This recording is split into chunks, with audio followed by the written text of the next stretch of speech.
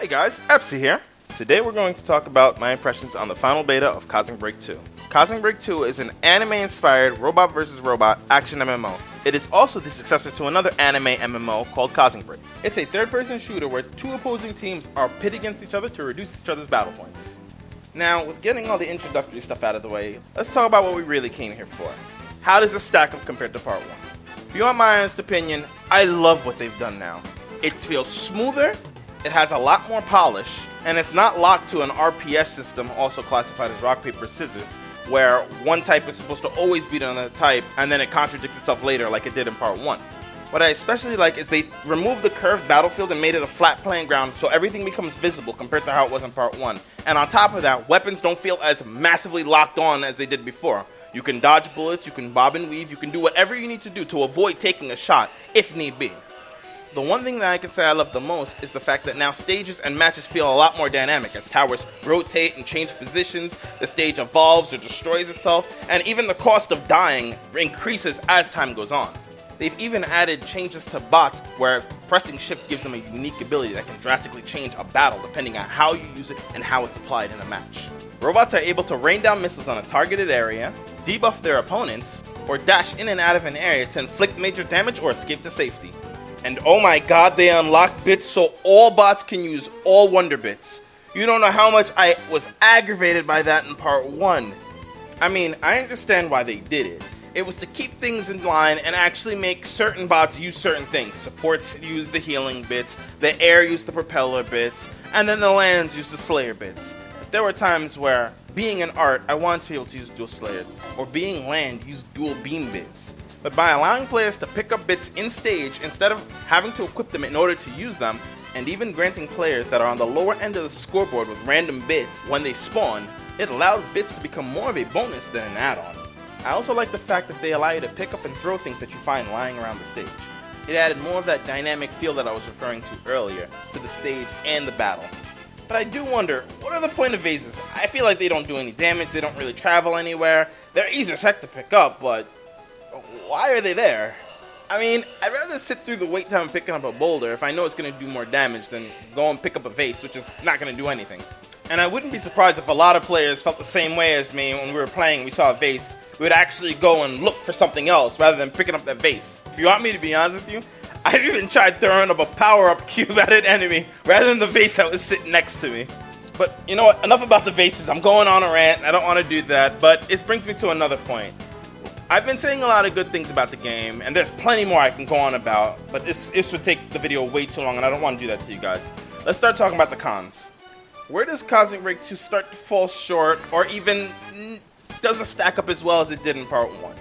I'm not going to go and say, well, it's in Japanese, duh, because to be honest, to those who can read and write it, that's not really a flaw at all. I mean, we're most likely going to get an English version because they did it for Part 1, and they even let us use our English CyberStep credentials to log in and play the game. So in due time, we'll get our English release. Right, CyberStep? Right?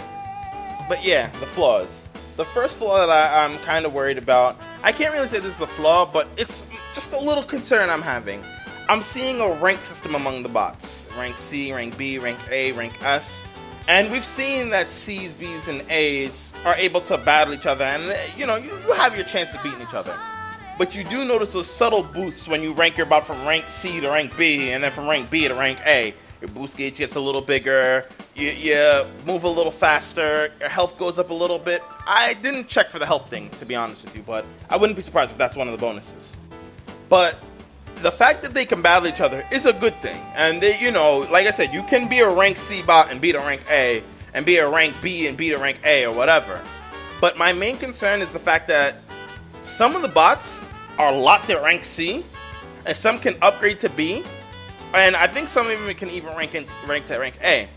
But some of them can't go past that stage once they hit that. What troubles me about that ranking system is the fact that some of the bots, since they lock in a certain point, they can't expand much further.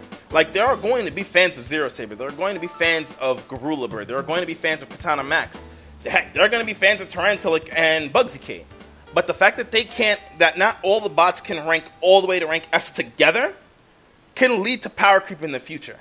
I mean, if you played the beta the first and second time around, you would have seen there were a ton of fans of Swordwing and Zero Saber and even Cannonballer, and because of the vast improvements. But why lock them at a certain rank when they could expand further?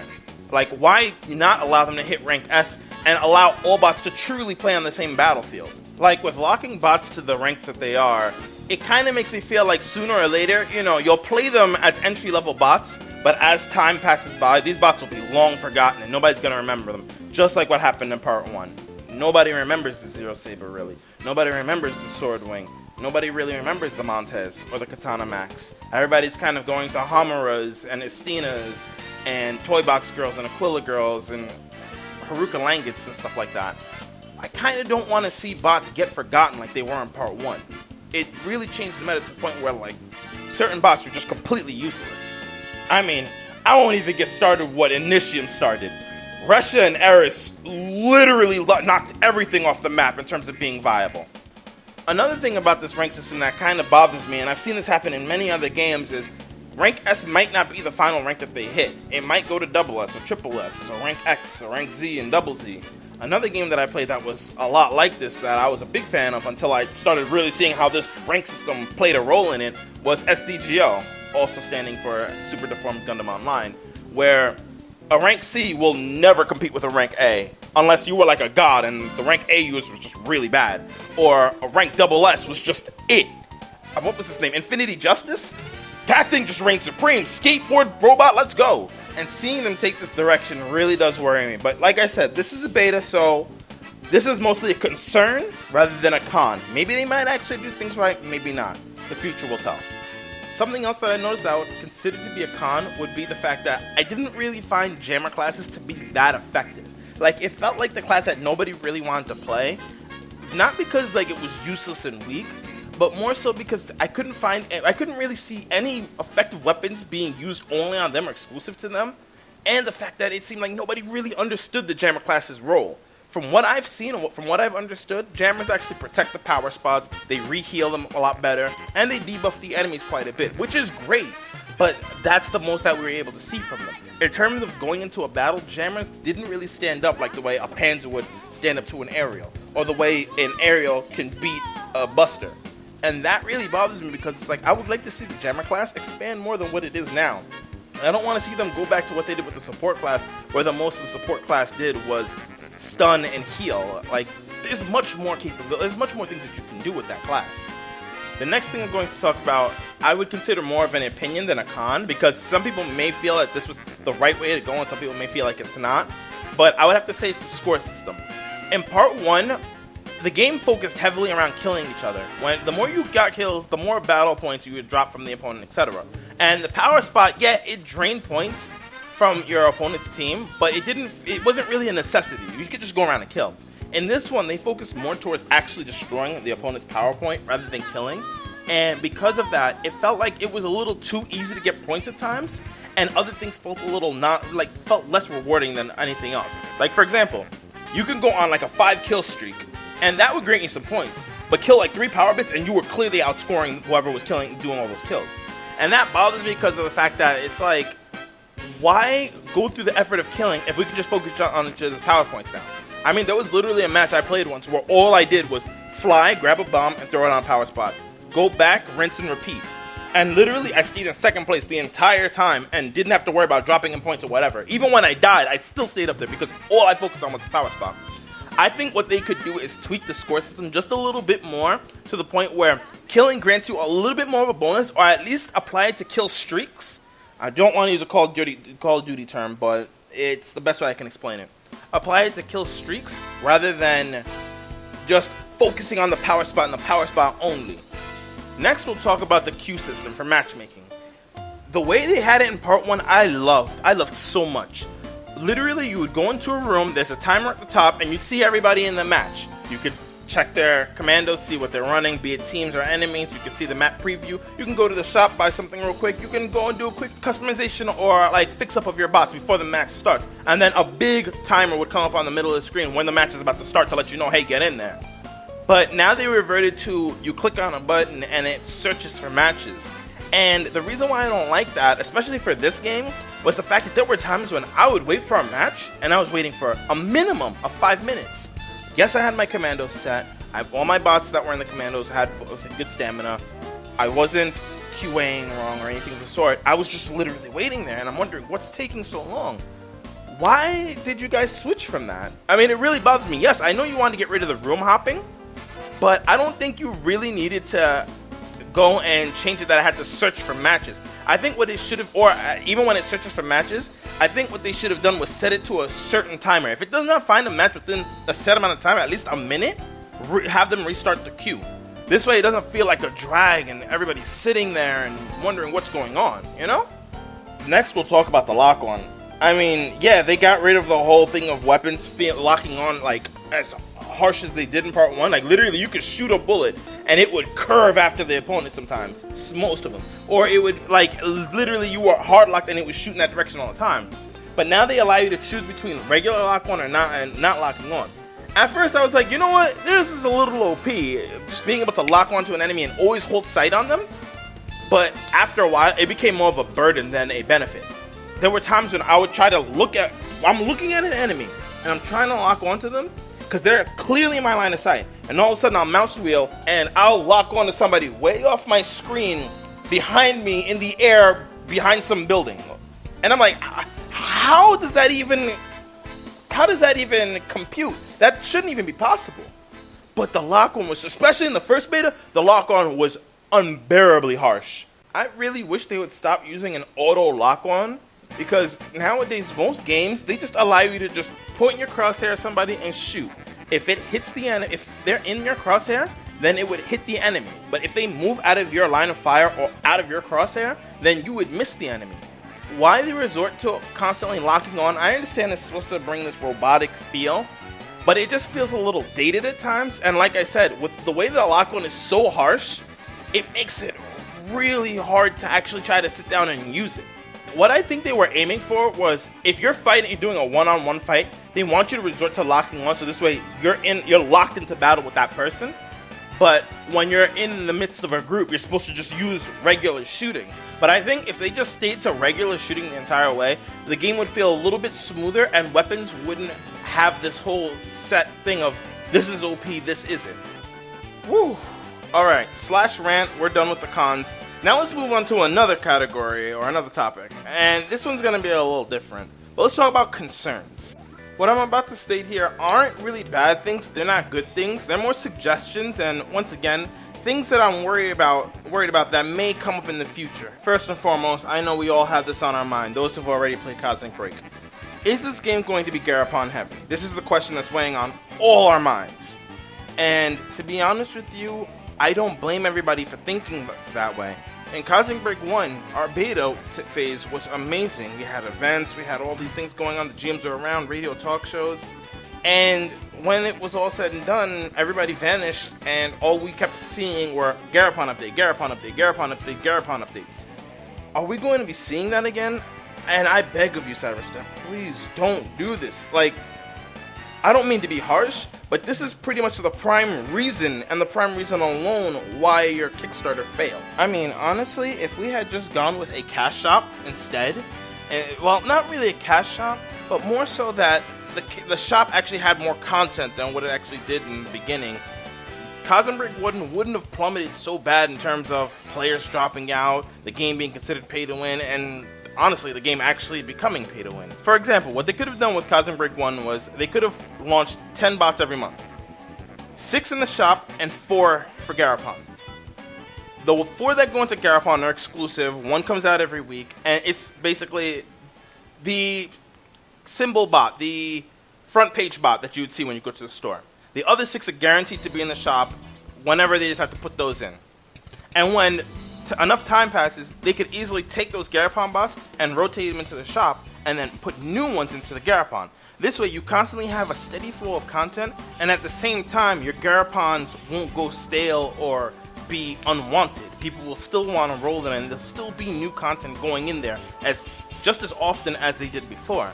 But CosmicBreak 1 suffered a whole issue of every time it would update, there would be 4 new bots or 7 new bots, and they were all in the Garapon. And the shop didn't see anything new until maybe a year ago, and the game's been out for almost 5. That's what really aggravated the players. The fact that if they wanted to get new bots, or if they wanted to try out a bot, they couldn't just go to the shop and buy it. Going to the shop was literally pointless. If you were going in the shop in CosmicBreak 1, you were literally only going to the Garrafon. That shouldn't be the case in your game. Your shop should be plentiful. Your shop should have a lot of stuff that people can go to. And we're all concerned that with the way Part 2 may go, because if they did it in Part 1, we may end up seeing an empty shop and just a Garrafon, just Garrafons upon Garrafons upon Garrafons. Us as players, we don't really want that. Don't get me wrong, I'm not saying that out of the 10 bot scenario that I mentioned, the 6 bots that weren't in Garrafon should be free. All 6 bots could have been cash. That's not really a problem. But it wouldn't have been a bad thing to see a free bot here or there. But that was virtually never the case in CosmicBreak 1. My next concern is GM presence. I'm not saying that CosmicBreak 1 was in desperate need of GMs, but what I mean by GM presence was like what I mentioned before with the betas. In CosmicBreak 1, the beta, like I said, was amazing. It was a year long, which was way too long, but it was filled with events, radio talk shows, GMs were around. But then once they went live, they literally just vanished into thin air. We never saw an event again, really. There were no more radio talk shows. There were no more GMs around to really answer questions or whatnot. Don't do that this time around. I mean, yeah, for Part 2, the beta, you didn't do any events. But doing an event once in a while helps liven the game up. A good game that you can take an example from with how they did things was Warframe. There are events, there may not be a lot of them, they may not be good events sometimes, but at the end of the day, they're still there, and it keeps a player willing to come back, and it revives the game for those who have quit or have stopped playing because they got bored. And no, I'm sorry, but I'm not considering those play the arena 50 times and collect these buckets and collect these cards to trade them in this and that as an event. That's more of a grind, something that should have been in the game to begin with at different periods of time. What I mean by events were like what they did in Part 1's beta, where you would go into Arcantus and break these trees and treasure chests would come out and they gave you a lot of UC. Like I said, don't do this a lot, but from time to time it helps. Or the other things that they did where the GM would come in and just transform random people that were sitting in central area. Like, those are some really fun things, and they may not always have to have rewards, but doing those kind of things and making them happen, like I said, gives a lot more life to a game, and it keeps the game from dying. The next thing I'm going to mention is a personal one, but I didn't notice this in the beta, but please bring back spectator mode. I don't see a lot of MMOs with spectator mode, and I liked seeing it in Part 1, despite how Part 1 ran, because it's like, hey, if you don't feel like playing a match, you can watch one. And that's another reason to allow players to come back and play your game. Even if they don't want to play, they can just sit down and just watch. Another concern I have is when you get into matches, like I mentioned before, the QA system is searches for a match and it brings one to you, or it brings you to one. But the problem with that was, let's say you queued up and you just remember you need to take care of something. You can't leave now, and this resorts to people having to just Alt F4. Please allow there to be a feature or a function where when you QA, you can quit once a tab comes up. Because technically it's not room hopping, because there's no other room to hop to. You have to start the QA process all over again. Please bring that back. Another thing that I'm kind of worried about was, in the beta, we saw no sign of PvE or anything of the sort. And CosmicBreak 1 kind of lacks from that. I'm really hoping that Part 2 allows for a much more fleshed out PvE, because in Part 1, people only played Arena. Like, there was no real point in playing Bastion, and you'd be surprised, there were quite a few people who loved stuff like Bastion runs. Pandora, for one, she loved Bastion. Haku was her thing, but there was no real point to doing it anymore because all the things Haku dropped were basically found in the arena or in other places. So why do those? What I would love to see in this game is something like what C21 did in terms of their PvE. Yeah, that's extensive, but C21 doesn't really have that much of a player base or a popularity from what I've seen compared to CosmicBreak. If they allowed the PvE from C21 to fuse with the PvP from CosmicBreak, that would make for a phenomenal game. I mean, CyberStep, that is potential right there. And like I said, the fact that we didn't see a PvE in the beta makes me worry that there might not actually be any. My final concern is, bear with me because this is a weird one, but how fast and how often we got content in Part 1. And the reason why I say this is because in part 1, we were seeing content every week. New bots, new this, new that. And at the end of the day, like, within 2 years, the game started to run dry. And people were starting to say that, hey, you guys are running out of ideas. What are you doing? Like, I think the time that I started noticing people were saying this was around Alien Fia. CyberStep, you don't need to rush content out. We're not going to get bored of your content that fast. You can give us a month or two before you really start cranking out new bots. Bug fixes and etc. you can do every week. Or maintenance, that's fine. You can do every week. But slow down on the content. With spewing it out so fast, you're gonna run dry, and it's gonna start to show. We don't mind waiting a little longer. Now, with me giving CosmicBreak 2 a rating, 1 being the worst, 10 being the best. If you want my honest opinion, I'm going to give it a 7 out of 10 for right now. The reason why I would do this is because, yes, they have shown improvements. They have shown signs that they understand what they messed up on in part 1. But there's still a lot of unanswered questions. There's still a lot of things that people are still wondering about, and that stigma from part 1 is still coursing through our veins. We don't want to see those kind of things. But the thing that really helps lower the score, and this is a weird way to say helps it, is the fact that this doesn't really show us what you're capable of because this is just a beta.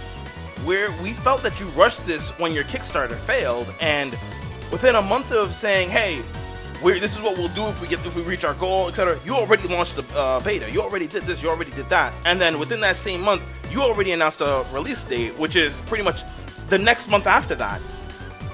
This worries me, but CyberStep, you guys have potential. If I were to say that you guys don't, I'd be lying. And I am not kidding you when I say that CosmicBreak has always been one of my favorite MMOs, despite all the little grievances and all the little issues it has. Some bigger than others, much bigger than others. So that's where I'd have to stand on it and how I feel about where this is and how everything turned out. Thanks for tuning in, guys. Hope to see you around again. And be sure to like, comment, throw your opinions at us. Share this video around, let people know about it, and, you know, tell us what you felt was accurate, what you guys felt was on point, or what you guys felt you had to disagree with us on. We don't mind. We want to hear this, because maybe one day they'll be able to see this too, and this might help them realize that, hey, we do care about this game. We didn't not support your Kickstarter because we don't give a crap about the game. We just didn't support the Kickstarter because we felt like you didn't really care about us. Sorry to say this, CyberStep. I can't wait to see the game come out. Despite all this that I've mentioned, I kind of want to play it, and I'm going to give it a month to see where they go with this. Depending on that will depend on how much I really pour myself into this game and whatnot. But be safe out there, guys. Have fun, and most importantly, dive into imagination. Catch you guys later.